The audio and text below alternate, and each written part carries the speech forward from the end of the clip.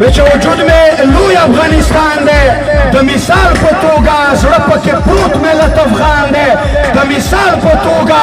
دا ظالمانو په ازغنو کرخو نیم کړی دی بیا یې په ډېر وخت په لر او بر تقسیم کړی دی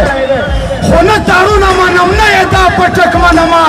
نه یې نور توره زور او نه یې نور ټوپک منمه نه یې مایده د ډیورېډ نه یې ګندمک منمه نه یې زنځیر د تورخم نه یې سپین بولدک منمه صرف یو لوی کور له کابل او ټراټک منمه دا خو په زور چا شو کولی له خپل ځان یمه زه ګنې که دلته یم که هلته یو افغان یمه زه فکر د خوشحال دی د ده فکر د مغل دی ایمان به څنګه تیر کړې ته په زیړو ورته ګورې د ستا په کلي کور ستا په عزت یې جوړ غوبل دی خرغه دی خو کته یې بدله د ملګرو خرغه دی خو کته یې بدله د ملګرو دا موږ ته پاتې شوی د ایپي فقیر متل دی هم دا مو د اسلام او د پښتون وطن دشمن دی هم دوی دې نړولي پېښور دی که کابل دی ایمان داو لګولی دی نوره مو په سر او په سامان داو لګولی دی ویل یې زه دې کونډه شم د ننګ میدان به نه پرېږدې بیا د وخت مالالې په پیزوان داو لګولی دی او اخلي ضمیرونه د یو بل نه د پیسو په سر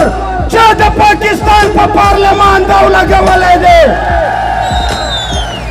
یو په هتکړو کې خاندي درومې د زندان په لور بل د جبر لاس کې په ګریوان داو لګولی دی جنرل بجوا ماجوا بجوا ماجوا بجوا ماجوا لرو بر لرو بر لرو بر یم په شمله میان او دی مینه په لنګ کوي او خلکو د ګلخان مثال د هغه خړې چرګې دی ټخ ټخ کوي یو ته واګې د بل تر څنګ کوي او دې منظور کې څه کمال شته دا چې په کم کې عمر بېله له دې تورو خمارانو سره جنګ کوي افغان ګرځوي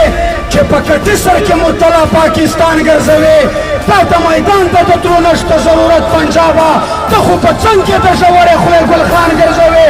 ملا صاحبه چې حق نه وایي نو موږ دې څه کوو ځکه په خېټه کې دوه نیم ټنه ایمان ګرځوي